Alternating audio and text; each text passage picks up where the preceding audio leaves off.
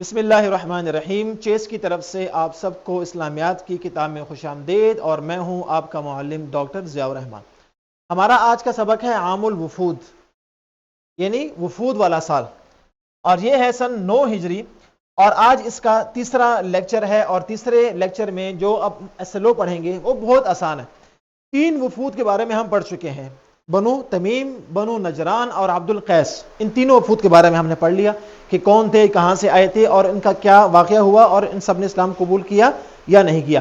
بنو نجران نے اسلام قبول نہیں کیا تھا، باقی جو ایک تو تھے بنو تمیم، وہ تو پہلے سے، عبد القیس پہلے سے ہی مسلمان تھے، اور بنو تمیم بعد میں مسلمان ہو گئے تھے۔ ٹھیک ہے، آج کے جو ہمارے SLO ہیں وہ ہیں 3 وفود کے اجمالی حالات اور نبی کریم صلی اللہ علیہ وسلم کے حسن معاملہ سے آگاہی حاصل کر سکیں، اور دوسرا SLO ہے وفود کی آمد کی وجہ سے جزیرۃ العرب میں اسلام کے پھیلاؤ اور حجۃ الوداع میں اس کے اثرات کا جائزہ لے سکیں۔ یہ 2 SLO ہیں ہمارے جو آج ہم نے پڑھنے ہیں، اور آپ صلی اللہ علیہ وسلم کے حسن معاملہ کو ہم ہر ایک کے ساتھ الگ الگ پڑھ چکے ہیں کہ عبد القیس کے ساتھ کیسا کیا، بنو تمیم کے ساتھ کیسا کیا، اور بنو نجران کے ساتھ کیسا کیا۔ تو آج ہم اس کا دہرائی کریں گے، اور ساتھ ہم یہ جانیں گے کہ وفود کی آمد کی وجہ سے عرب میں اسلام کیسے پھیلا۔ وہ ہم پکچر کے ذریعے سے اور میپ کے ذریعے سے دیکھیں گے کہ وہ وفد کہاں کہاں سے آئے تھے، اور یہ ہماری صلاحیت ہے کہ عملی زندگی میں نبی اکرم صلی اللہ علیہ وسلم کے حسن معاملات سے رہنمائی حاصل کر سکیں۔ یہ ہے ہمارا جو صلاحیت کا SLO ہوگا۔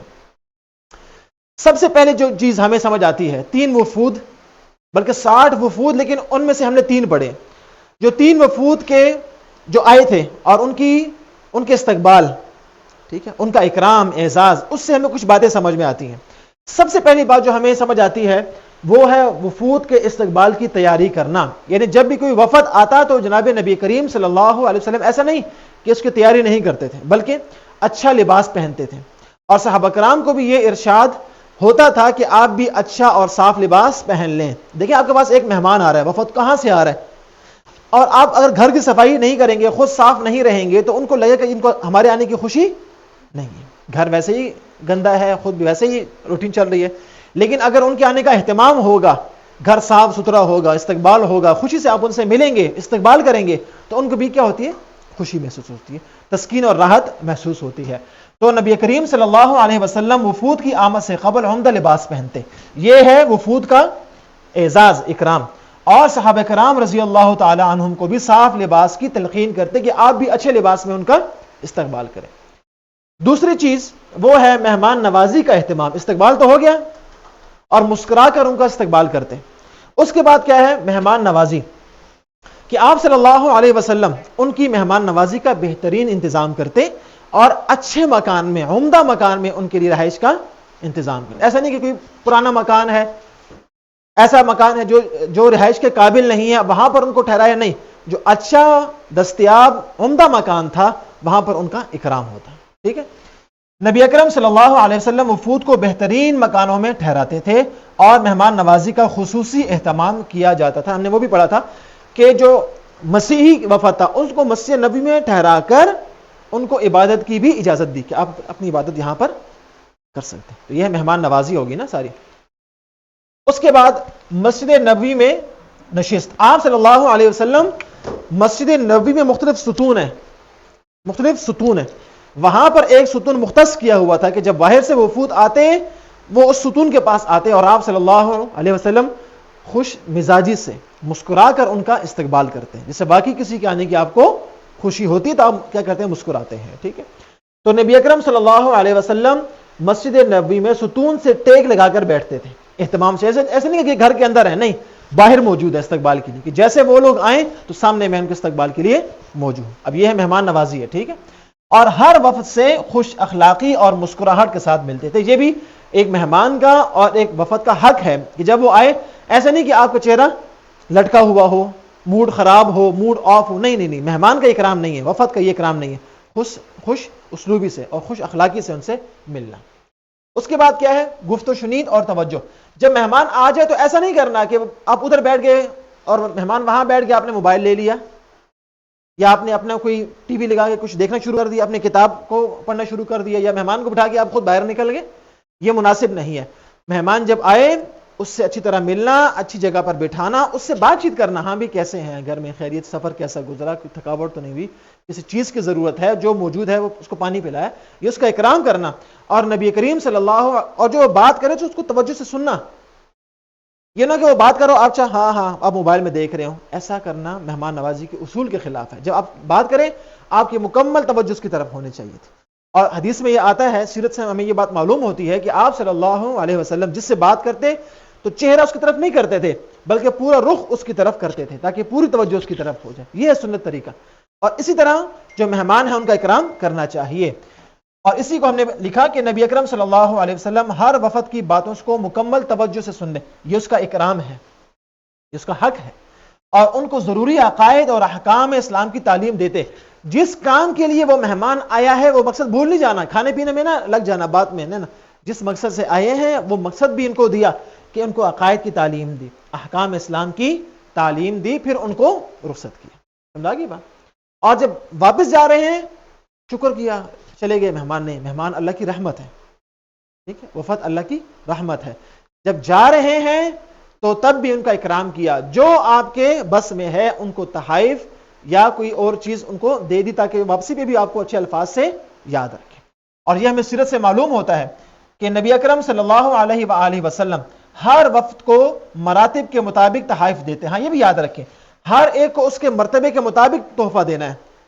بڑے بزرگ ہیں ان کو ان کے مطابق تحفہ دیں، بچے ہیں ان کے مطابق تحفہ دیں گے. سمجھ آ گئی بات؟ ہاں جی. اور انعامات میں نقدی یا سامان شامل ہوتے تھے. آپ صلی اللہ علیہ وسلم جو مناسب سمجھتے، جس کے لیے جو مناسب سمجھتے وہ تحفہ اس کو دے دیتے. اگر نو مسلم ہوتے ان کو نقدی دیتے تاکہ ان کا دل لگا رہے کہ اسلام لانے کے تو آخرت میں تو فائدہ ہے ہی ہے، لیکن دنیا میں بھی ان کے لیے کوئی نقصان کی بات نہیں ہے.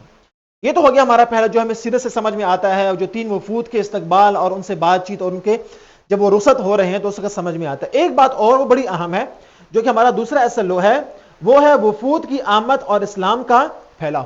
ان کے وفود کے آنے سے اسلام کیسے پھیلا؟